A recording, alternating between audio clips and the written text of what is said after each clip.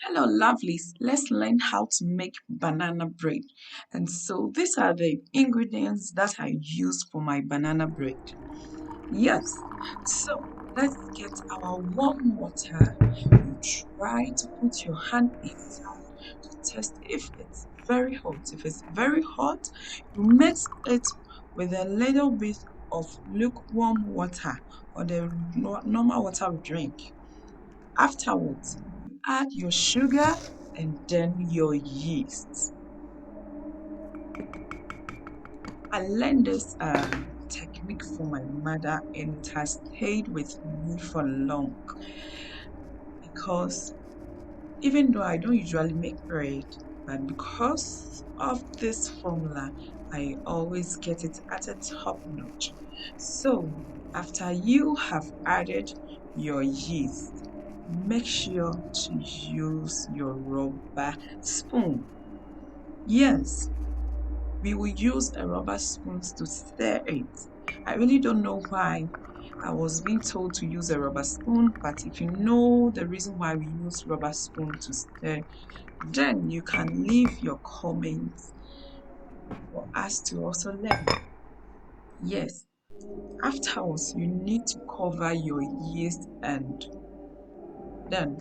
So now I've gotten all my dry substances. I have my nutmeg, my hard flour, my sugar, and then my salt to taste, and then my milk powder. I didn't use the liquid milk, I used milk powder. So we will just mix them together so that we get them very well blended in it.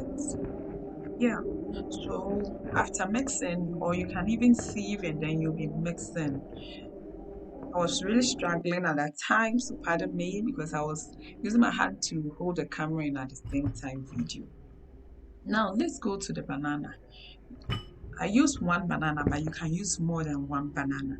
So your banana, you can slice them into bits and then you use a fork to mash them.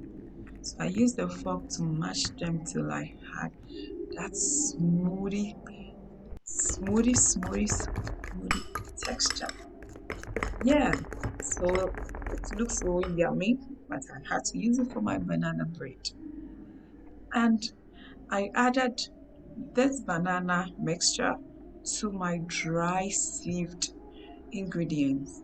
I poured mine. So you have to add all your liquid together. So I add my banana, my yeast. Look at how it looks. This is the real way to know if your yeast is very active.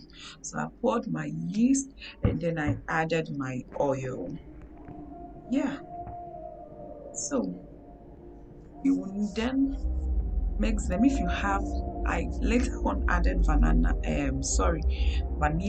extract. So you can add your vanilla extract, your whatever, and then blend it. I mixed them together till I had that paste. So after I mixed them together, I later spread my flour on the table so that I can use my hand to rub it very well. Yeah.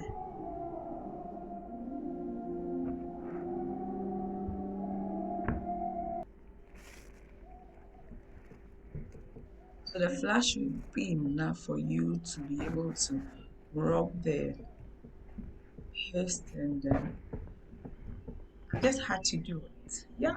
I had that energy that morning and I just incorporated the flour till I had my desired results.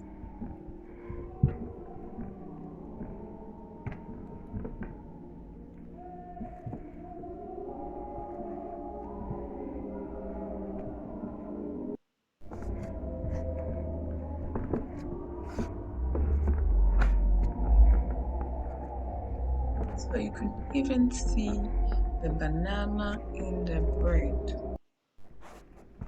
Yes, the yellow is the banana.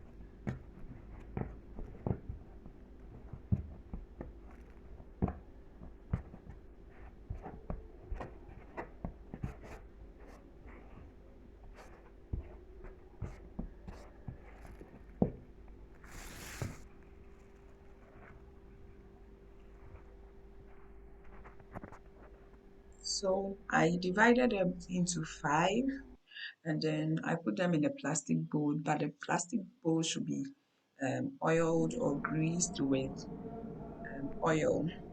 And then I covered it, waited for some hours, and then I came back to look at it, and oh, it has rice.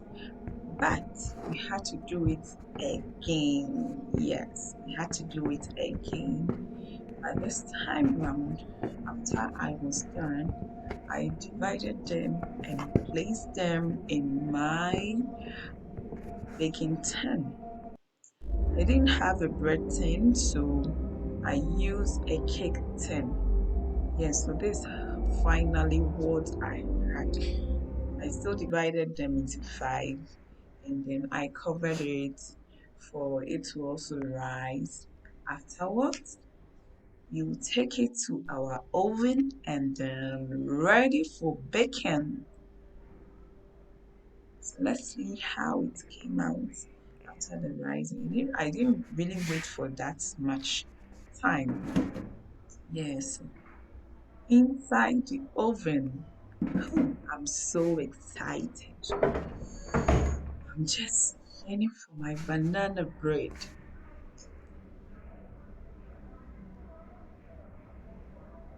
So we gave it about 40 minutes. So it depends on the temperature of your oven.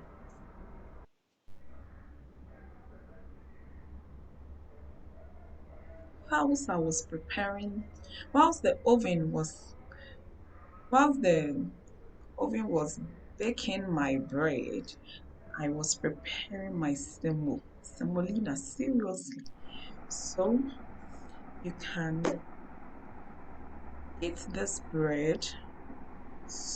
Oh, our bread is ready. And you know, the scent looks like meat bread. I just, it pained me that I didn't put any meat or Yummy, yummy, anything yummy. succulent inside, but I've decided that the next time I try, I'll do that. So I added granite paste to it, prepared,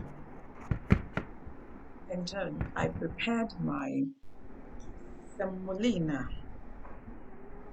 So you can combine it with any beverage or any kind of porridge. Yeah, this is how it looks like. Thank you for watching, and continue to like my video